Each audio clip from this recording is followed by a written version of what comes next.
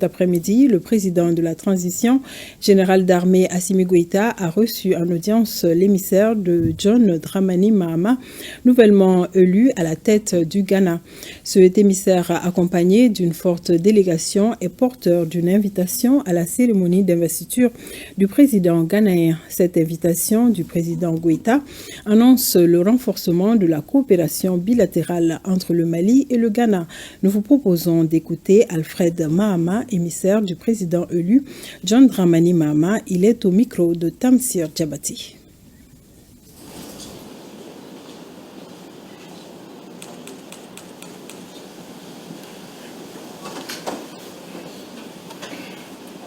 It's a delegation especially to convey La présence de notre délégation aujourd'hui à Bamako, c'est sur instruction du président élu du Ghana, son Excellence le président John Dramani Mahama.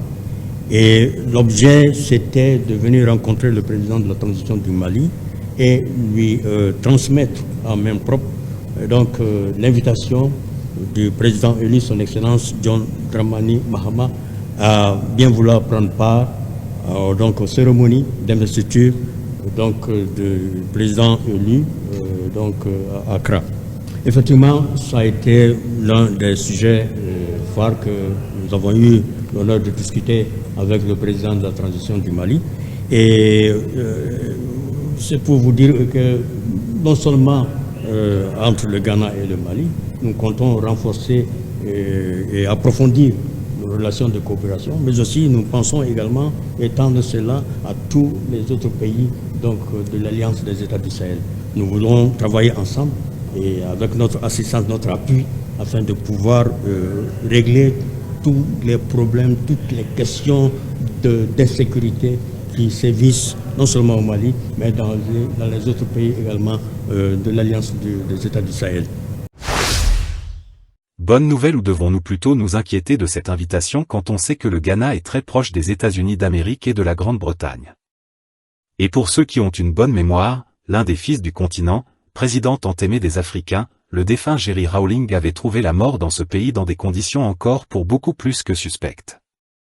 Mais connaissant le penchant pour le panafricanisme du nouveau président ghanéen fraîchement élu, nous pouvons dire que l'AES peut compter sur un autre digne fils d'Afrique en la personne du président John Mahama. Mais nous ne sommes que de simples citoyens parmi tant d'autres qui ne veulent que le bien de leur continent et des Africains. Cependant, si nous regardons plus en profondeur les intentions derrière cette invitation, nous pouvons constater que les enjeux sur la table lors de cette rencontre sont colossaux. Si les pays de l'AES arrivent à attirer dans leur enclos le Ghana du nouveau président John Mahama, alors cela serait une autre victoire, car une partie du front sud de la Confédération serait libérée. Mais l'élément le plus important serait cette ouverture de l'Alliance sur l'océan Atlantique. Cette ouverture qui donnerait aux trois pays un autre souffle de vie, surtout quand on sait que les pays comme le Togo, le Bénin et le Nigeria jouent double jeu dans leurs relations avec les pays confédérés. Mais n'allons pas trop vite en besogne, car comme nous l'avons souligné un peu plus haut, le Ghana est un pays anglophone qui reste très attaché et dépendant du pays de l'oncle Sam et aussi de la Grande-Bretagne pour son développement. Et quoi qu'on dise, les pays n'ont pas d'amis mais que des intérêts. Mais le Ghana aurait aussi beaucoup à gagner avec les trois pays dans un avenir proche comme lointain. Et si à ce trio s'ajoutait le Tchad du président Mahama Idriss Déby, alors ce serait le jackpot pour le Ghana. Mais ne mettons pas les chariots avant les béhufs pour ne pas être déçus et donnons plutôt le temps au temps de faire ses merveilles.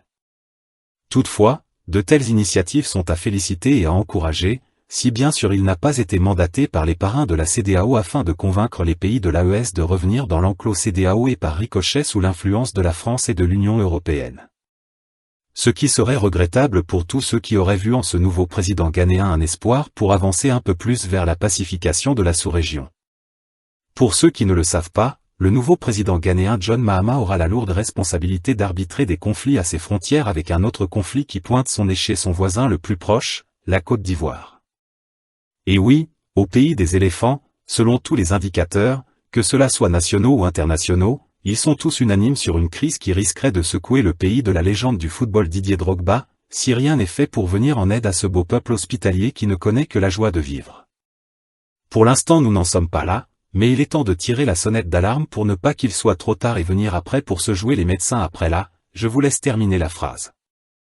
Alors, chers frères et sœurs africains, l'espoir est encore permis avec ce changement qui vient de s'opérer à la tête de l'État ghanéen à la suite de l'élection présidentielle qui a conduit à la victoire d'un véritable fils du continent, le président John Mahama.